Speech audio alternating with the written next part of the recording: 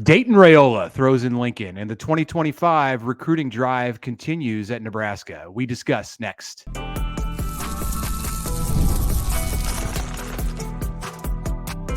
You are Locked On Nebraska, your daily Nebraska Cornhuskers podcast, part of the Locked On Podcast Network, your team every day.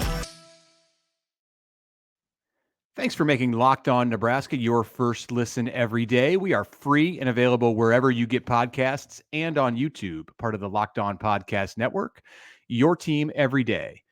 And these days, every new potential hire can feel like a high-stakes wager for your small business. That's why LinkedIn Jobs helps you find the right people for your team faster and for free. Post your free job at linkedin.com/lockedoncollege. Terms and conditions apply. Okay, welcome to a Monday show. I think it's Monday. For me, I'm having a little difficulty remembering which day it is, but I think that's where we're landing here. Right there we'll talk a little bit about my weekend in the second segment of the show.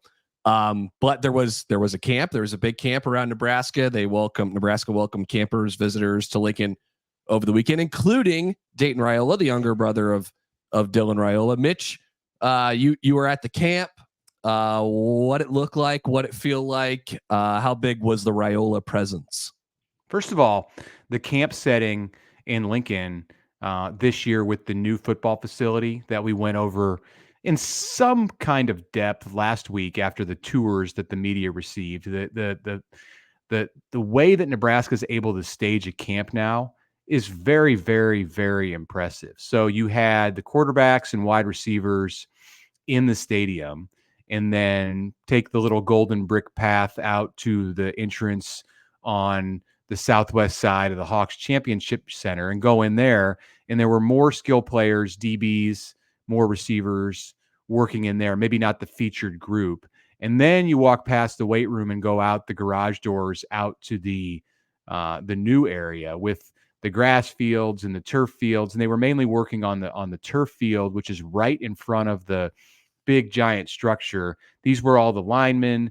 And it just, I remarked to somebody who was there at the camp that it just didn't feel like I was in Lincoln, Nebraska when I was standing there in front of that giant structure, like in the shadow of it on Friday night, watching these linemen go at it. And, it felt something more at like Disney's Wide World of Sports, or, I was in LA at the Elite 11 finals or something like that. And these are all things that I've been to, and the facilities that Nebraska has now, it makes it feel like you're in that kind of a big time environment. So that was, I got one thing on that. Like it's the Osborne Legacy Complex. It's black, like you said, it feels like Oregon. It looks like an Oregon facility. Like it's new and sleek. And Nebraska's the buildings on campus have this kind of certain look to it, and that one does not. It fits structurally. We talked about that last week, but it doesn't look like any other building that Nebraska has. I like how it fits geometrically too. It's like they obviously they built it to fit the spot, so it just kind of curves along the side, the east side of the stadium, but it really doesn't. And you come out of the stadium and boom, there's very little space in between the two structures. They've really, it's taken a long time to get to this point, longer than Nebraska would have liked to get this thing open and ready to go. But now that they're there, and it's not entirely ready, there's still things that have to happen on the second floor with the training table and the academics. And I think the front facing side on the south entrance of that building, they're still doing some cosmetic work. But, from where I was at on Friday night, it was pretty well put together and things looked very, very nice. And if you're a visiting recruit, and there were a number of official visitors who were there who weren't camping necessarily, but we're talking about some big linemen from Bishop Gorman in Las Vegas, and this thing is this is just scratching the surface now of what Nebraska is going to be able to show recruits, and one of those recruits has a familiar name. We'll get to talking about Dayton Raiola here. He is a left-hander, as we knew, and this is the first time that the people in Lincoln have had a real chance to get to see him throw the ball. He's smooth. Dayton has grown. He's no longer the kid with the pudgy cheeks who kind of stands and next to Dylan and he's like up to his shoulder. No, he's like 6'1", 180 to 90 pounds. Still has some filling out to do. Different body type than Yeah. Dylan, who's got the Patrick Mahomes body type. I think by design, it's like he's everything. Of course, is built after Mhm. Patrick. Actually, crafting him in the lab to be Patrick Mahomes, but I mean, like we can talk about that on another show, but that's not really Yeah. far from the truth. Is when it comes down to what Dylan has been doing this summer. Dayton's a different kind of athlete. He's he He's got look some length to him, right? You know?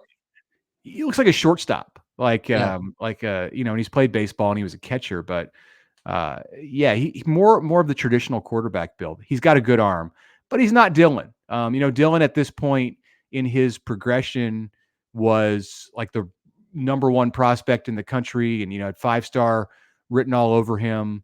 And Dayton hasn't started a high school varsity football game yet. Yeah, that's looks set to happen in the fall at Buford High School outside of Atlanta, which will be a crash course for him in getting going. But he's not at the level that Dylan was at this point in his development, both I would say as a quarterback and with the recognition that he's received. So it's interesting, and he has you can see a ton of potential. It's oozing out of that arm. He had the best looking arm of any quarterback on the field on Friday night.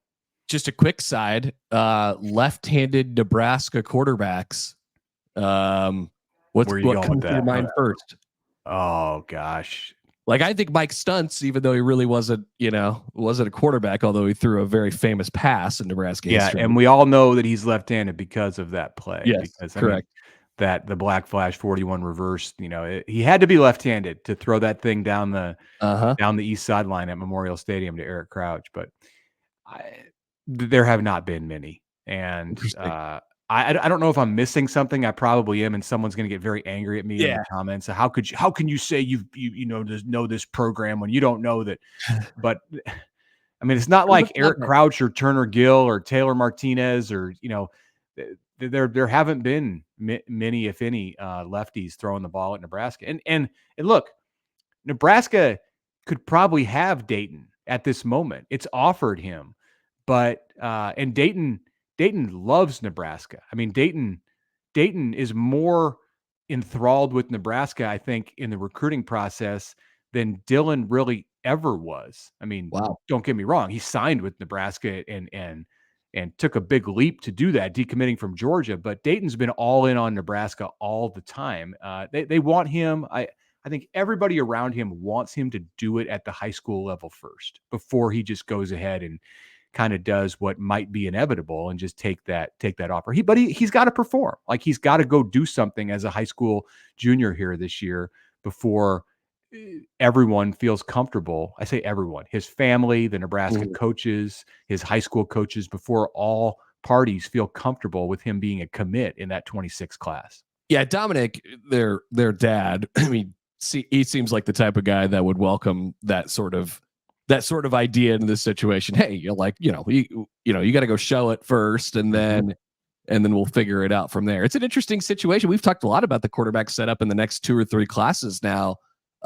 Nebraska has stayed very active. I mean, as you should always recruit a quarterback every year. And we mentioned the Rule quote last week from after the spring game. Hey, we're always going to look at quarterbacks. We're always interested in quarterbacks, and that doesn't mean they're not exclusively going to come from high school. They're not exclusively going to come from the transfer portal. They're not exclusively going to come from NAIA or whatever it might be, junior college. NAIA, why do you say that? Interesting, right? Yeah. So it'll be interesting. They want to collect them, it feels like. So, maybe we go down the line here. They're going to get a couple quarterbacks a class, which I don't think is the worst thing, because one of them is going to leave. One or two of them are going to leave statistically by the end of 3 years at Nebraska.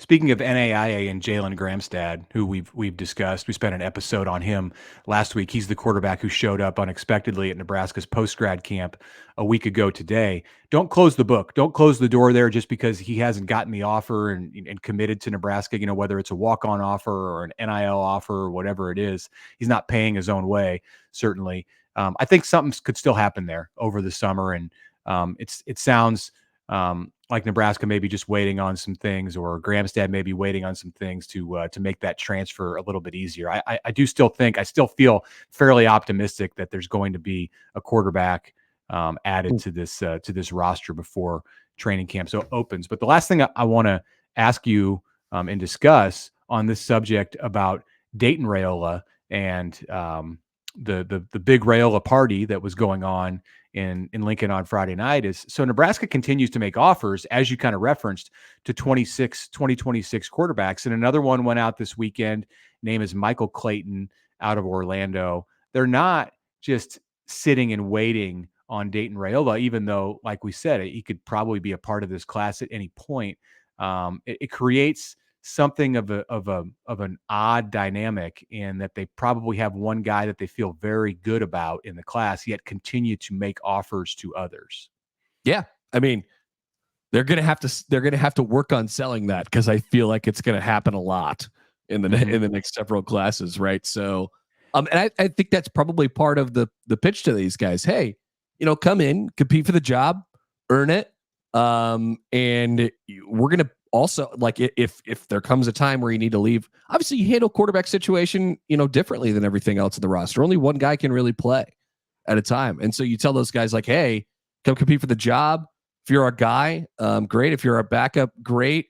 But we're going to help you out whichever way it is, but we like you enough to come play here. And so I think that's the pitch. Even though it sounds difficult, I think Nebraska has sort of created this environment in recruiting where they want it to be competitive, and they understand, those quarterbacks and those people that are coming in on the team understand that they are going to be in competitions right away, rather than just be handed the job. Yeah, I wouldn't be shocked at all if Nebraska takes 2 quarterbacks in the 2026 class. Now, I'm speaking out of turn. I don't know. I haven't talked to Matt Rule or Glenn Thomas about this, but just from the looks of it, it wouldn't shock me if they take 2, with one of those quarterbacks being Dayton Raiola. So, all right, we're going to veer off and talk a little bit more, talk a little bit about Connor's weekend, about my weekend, what's going on in Omaha at the College World Series. We will, of course, bring this back to Nebraska and discuss things related to Nebraska football and what's happening in recruiting too. That is all next after the break. But first, please subscribe to us on all of the listening platforms: Apple, Spotify,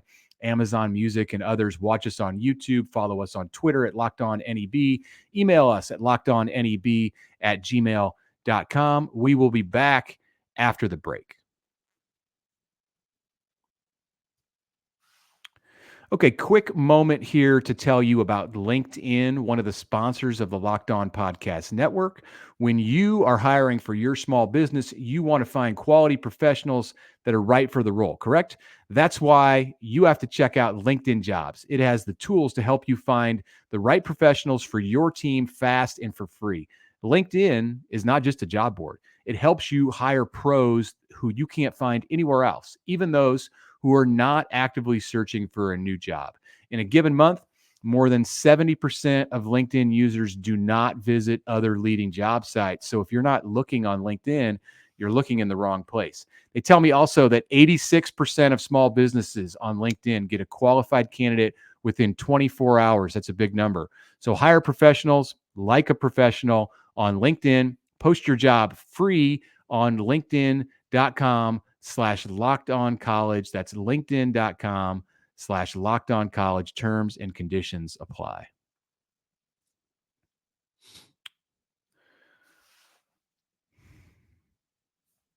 Okay, we're back for segment number 2.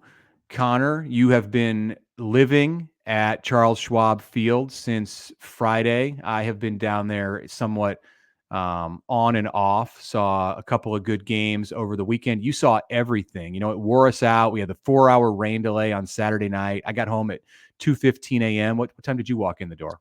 I think it was probably right around that time, maybe a little after. I don't even remember what time the game ended, to be honest with you. Was it before 2 when the game ended? It must have been before 2. Yeah, it was 1:30-ish, 1:15, 1:30-ish.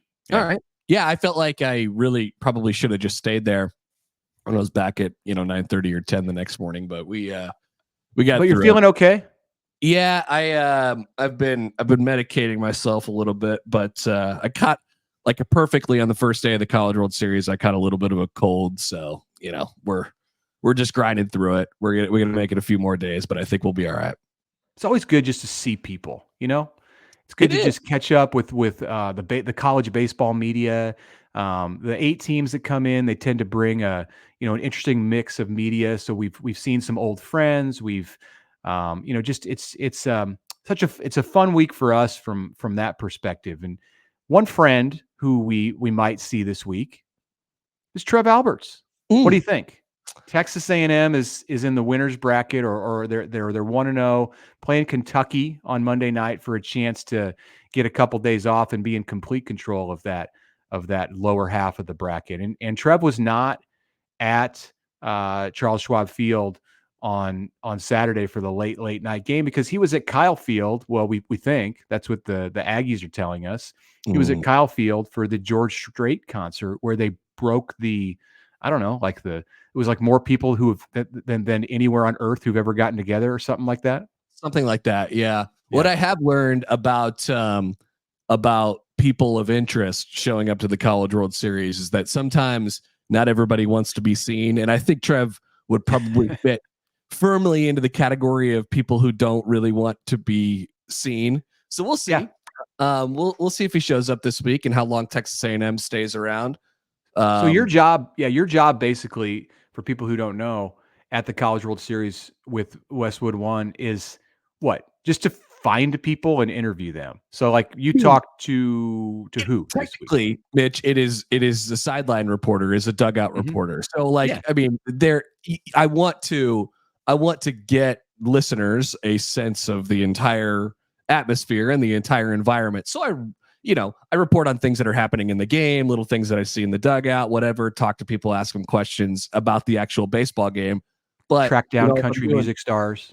Yeah, right. So I'm doing, 7, 8, whatever reports a game and a couple pregame interviews. Like they can't all be like, hey, I just saw this guy pick his nose. I'm going to go around the ballpark and see what I got to do. That'd be interesting. I went in the batter's eye a couple days ago and just kind of stood there very, very high up there. Kind of scary, by the way. Are you going to go on the Ferris wheel? I did not go on the Ferris wheel. By the way, they shut that down at 6:30 p.m. So do you think this was creating a problem for the hitters? Because from the first night when the Ferris wheel was on, it's all lit up. It's like, it looks so cool on TV. I got to say, even better than I thought it was going to when it's all lit up.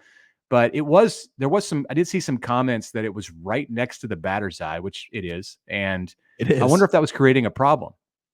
Well, they shut it off. They shut all the lights off as well. Like it is gone. Now, last night they turned the lights back on. Sunday night they turned the lights back on after the 6:30, but the thing's not moving at all. So maybe it has created some sort of distraction. I have no idea. I don't like that. You need to get to the bottom of that. Peyton Manning, was he back last night for the Vols? I didn't look last night. I went up to him on Friday, whatever. Yeah, I guess the first night that Tennessee played. Friday. He politely declined to chat. Did you tell him you were from Omaha? Did you say Omaha to him? Omaha, yeah. And you're trying to get in there. I think ESPN ended up getting him. But so I feel bad about that one. But yeah, we're still on the never-ending quest to try and get Peyton Manning to do a minute and a half on the national radio broadcast. All right. Well, good luck. In Tennessee's going to stick around. Peyton loves the CWS. Peyton comes to the CWS even when the Vols aren't here. So yeah. He brings his kids. He brings his kids, and I think their whole baseball team was there this year. He's got like the whole row to himself. Usually he's sitting up in the second level where it's not as easy to access him, but he was in the lower bowl, the 100 section this time. So Eric Church, I talked with him last night. That was nice. He even did a pitch of play-by-play for us, which was great. Nice. He's a huge North Carolina fan, and he was checking out the Heels in Omaha. And then there was the whole Texas A&M guy. Right, this is the whole reason I brought this up. Yes, this is the long wind up. The whole reason that I wanted to talk about this subject and what you do on the sidelines is because I wanted to talk about the Texas A&M fans who approached the Florida dugout on Saturday night after that. They appeared to have been drinking the entire rain delay, and What happened? So they were yelling and heckling they were sitting a little further back from the Florida dugout. They were yelling and heckling the entire start of the game. And security had kind of taken notice to them. They were like, "Hey, we gotta do something about these guys." And people started, kind of getting in position to do that. And so they knew that they were going to get run. They knew that they were gone. So they wanted to get their last shots in. And so they went all the way down as close as they possibly could to the Florida dugout. And there was a very, very personal story that came out last year as it pertains to the Florida coach, Kevin O'Sullivan. And they were shouting some things at him. And I think he was visibly shaken by this. And then the Florida team came to his defense and went up to the rail. And I think if it wouldn't have stopped right there, if we would have gone 5 to 10 more seconds of doing what we were doing, somebody would have gone over the rails, and we would have been talking about a very, very serious, malicious situation between players and fans. So yeah, those guys were total jackwagons, and they shouldn't be allowed to go to the College World Series again. Or probably they have been just dragged through the mud as they should. First, they were kicked out, and I mean, you've had Mecca ripping them. You've had the Omaha Police Union, the police officers union, blast them and say they're not welcome in the city. I don't know that I've ever seen. You've had people run on the field. You've had people do all kinds of crazy stuff at the College World Series. I don't know that I've ever seen anyone who was so ripped in the way that those two were, and deserving so. It's completely unnecessary. Going after O'Sullivan like that. Yeah, it was just totally unnecessary. Like, heckling, whatever. But it got very, very, very personal. So, and Jim Schlossnagle, the A&M coach, after the game, he was embarrassed by their behavior and said they shouldn't be back in. So again, to bring this back to Locked On Nebraska, Trev Alberts was not there to say anything about them. But if Trev does come, we'll end this segment with this. If Trev does come, is he just going to be in hiding? Is this going to be unfortunate where there can't be a kiss and make up kind of situation with Nebraskans and Trev Alberts? I mean, unless you're drunk and yelling over the rail at players and coaches in a dugout, we Nebraskans generally tend to be nice to everyone who comes to the College World Series, even if you're the former athletic director who bolted out of town without saying goodbye 3 months ago. Well, so I tweeted about that event that we were just talking about there, and Nebraska fans are, make up the majority of the people who follow me on Twitter. And they, couldn't help but mention Trev. Didn't have anything to do with that situation, by the way. So I think he will try to stay a little incognito. I imagine he will be in town. You gotta come. Yeah, I think so. And they could be here for, a couple more days, maybe even longer. So I think he'll be there. And I think he'll try and stay as incognito as he can. But that doesn't mean that I won't try to talk to him for a minute. I'll try to talk to him too. He's not good at staying away from microphones usually. So he might just that's the temptation to say a few words might just overcome him. So, all right, we're going to come back and talk about Adrian Martinez. So why? Listen, stay with us. But first, if you are watching TV all day and have to turn down the volume with all that shouting, make the switch to Locked On Sports today, a free 24/7 sports streaming channel for you every day, brought to you to bring you the best stories without all the screaming. Sorry about that. Locked On Sports Today brings you can't miss analysis, opinions, and news, streaming 24/7 on YouTube or the free Amazon Fire TV channels app, part of the Locked On Podcast Network, your team every day. All right, so let's talk about the FanDuel Sportsbook. How about that? So the NBA and NHL finals have kind of been a little sleepy, but guess what? They gave us the great fortune of one more game each, Monday in the NBA, Tuesday in the NHL, at the very least. And FanDuel is here for you. They're giving you a shot to bring home a big win of your own, something that the Dallas Mavericks and the Edmonton Oilers will probably not have the chance to do. Right now, new customers can get $150 in bonus bets with any winning $5 bet. It's $150 to bet on spreads, money lines, player props, plenty more. Use the promo code, use FanDuel.com/lockedon and make every playoff shot count. FanDuel is, of course, America's #1 sportsbook.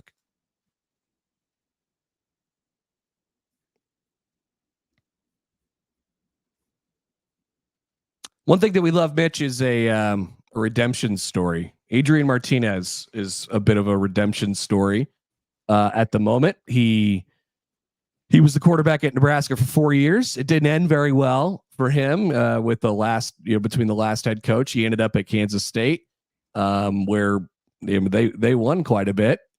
Had a cup of coffee in the NFL and with the Detroit Lions in preseason camps, and then ended up in the UFL. Well, he won the UFL MVP, and then over the weekend won the UFL Super Bowl, basically the championship game, and was the MVP of that game.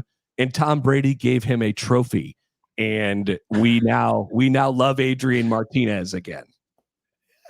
Did you see Tom Brady down there on the field with him? Like, he was trying to not get champagne on him. This is Tom Brady was giving Adrian Martinez. He called him over.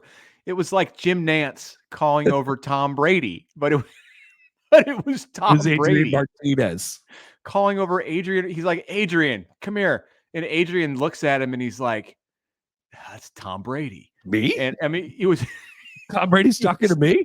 He was standing there looking at him like, I would like to see Adrian and ask him what he was thinking in that moment when I don't know that he knew Tom Brady was going to be down there. Maybe he did, but he just was looking at him like, what in the world? Why is Tom Brady giving me a trophy? But I mean, we all know Tom Brady works for Fox. He's going to be on the NFL broadcast. Like, he's just getting his feet wet, doing some UFL stuff. And they put him down there to give Adrian the trophy. It was fantastic. One California guy to another. I loved it. I'm so happy for Adrian Martinez that he's got to experience this success after all of the BS that he's been through in his life and in his career. And he's coming back to Nebraska now because he's going to live here and he's going to get married here. And you'll probably see him at the College World Series this week. I hope you talk to him. Yeah, well, maybe they won't put Taylor Martinez in the lower third on ESPN. Like they did. No, because he's the UFL champ now and the MVP. They'll put the full screen picture up of him and Tom Brady hanging out at the UFL championship. Man, it's been a whirlwind as far as how Nebraska fans feel about Adrian Martinez over the last 6 years here. You could start all the way back at the beginning of his career, and then he leaves Nebraska. And like I said, I don't think it ended very well. And there was, I think, all Nebraska fans always wanted to keep an eye on him, even when he was at Kansas State. Now, some were rooting for him, some weren't. And now I think most were. I agree.